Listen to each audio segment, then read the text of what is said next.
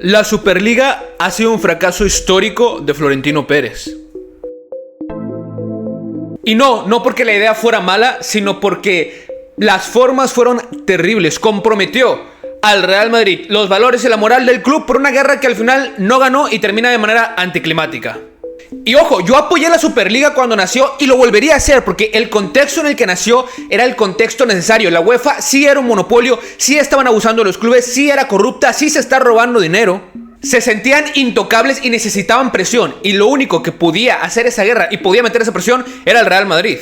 Pero ojo, Florentino no quería reformar la Champions, no se engañen. Florentino quería cambiar la historia del fútbol, lograr lo que logró Don Santiago Bernabéu en su momento. Ese era el objetivo. Pero todo estuvo mal desde el arranque. Presentándolo en el chiringuito ya se sentía improvisado. En 48 horas los ingleses ya se habían bajado al barco. No había una preparación, ni tampoco una preparación para la reacción mediática que esto tendría. De verdad, nadie dentro del grupo de la Superliga se imaginaba que iba a ser como tocar un avispero cuando sacaran esta noticia, que la gente se iba a alborotar. Reitero, en menos de 48 horas se bajaron la mitad de los clubes. ¿Por qué? Porque se obligaron a la presión social. Cero preparación, cero estabilidad. Cuando vas a entrar a una guerra como con la UEFA, no puedes ir improvisando.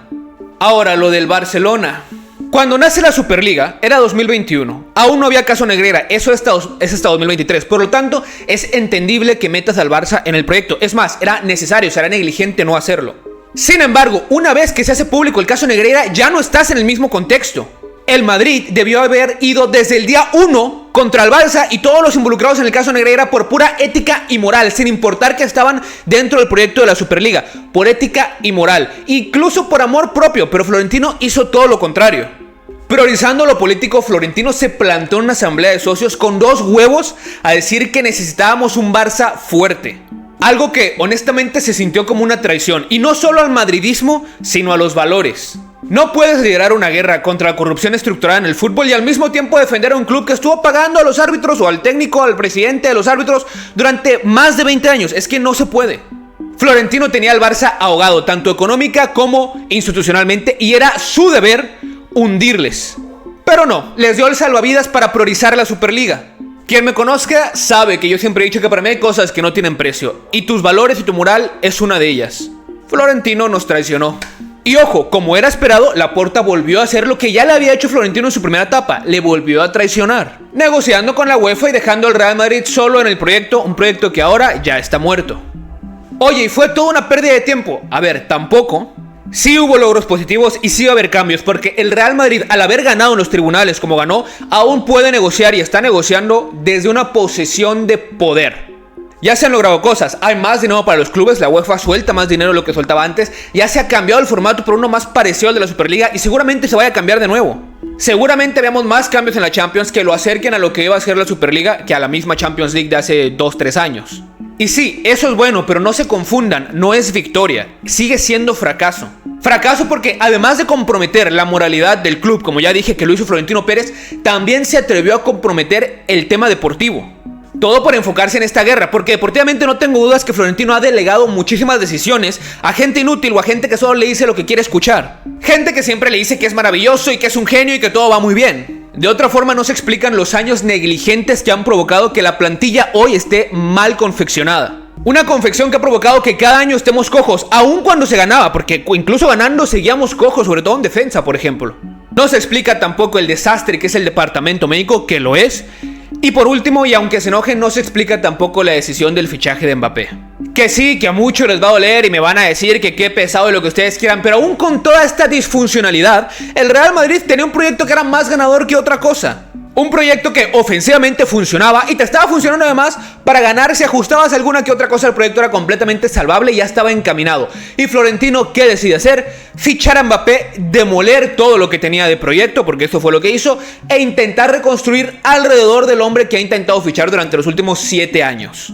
Un capricho al que nadie de su junta directiva o de su gente alrededor le pudo decir: Florentino, a lo mejor no es lo mejor. ¿Qué es lo que va a causar esta persona aquí? Que si la gente idiota de TikTok como yo o Mario o no sé, quien tú me digas, si nosotros vimos lo que Mbappé iba a provocar en una plantilla que ya era disfuncional de medio campo para atrás, ¿por qué Florentino no lo vio? Lo vieron, pero no les interesó. ¿Por qué? Porque no se puede contradecir al jefe. Y ahora nos va como nos va, que no lo voy a tildar de fracaso total todavía. Va una temporada de fracaso, pero todavía quedan por lo menos 2 años y medio de Mbappé. Todavía se puede salvar el barco. Ojalá se salve el barco, porque quiero títulos para el Real Madrid. Pero si no, va a ser un fracaso histórico. De momento no pinta nada bien. Yo soy muy florentinista y quien me siga lo sabe. Y de hecho creo que Florentino tendría que seguir por lo menos un año más para darle chance, oportunidad de que pueda corregir algo de las cagadas que ha hecho en los últimos años. Pero esto es un fracaso, se dice y no pasa nada. La idea era correcta, el diagnóstico era correcto, pero la ejecución fue mala, las formas fueron peores y al final no se consigue el objetivo, que era una competición nueva, una alternativa a la UEFA, que la UEFA se arrastrara completamente, no solo tantito. No duele solo haber perdido, sino el cómo se perdió y lo que los madridistas hemos perdido en el camino. Yo estaba orgulloso que el Real Madrid liderara esta guerra, pero no a cualquier precio. Y cuando declaras una guerra tan grande tienes que estar listo para ganarla, porque de no ganarla comprometes demasiadas cosas como comprometió el Real Madrid por al final firmar la paz. Y reitero, eso nos guste o no, es un fracaso. Ahora a esperar que los cambios que se vengan sean positivos, que el Real Madrid haya por lo menos ayudado al fútbol mundial un poco con los cambios que está provocando ahora por la posición en la que estamos negociando, pero sigue siendo una mancha en la historia de Florentino Pérez porque este no era el objetivo final que tenía, lo tengo clarísimo, es un premio de consolación y la verdad es que viendo todo lo que hemos comprometido, el escudo, los valores y al club, sabe a poco. A día de hoy sabe a poco. Ojalá al futuro sepa más. ¿Ustedes qué opinan, pavos? Los leo.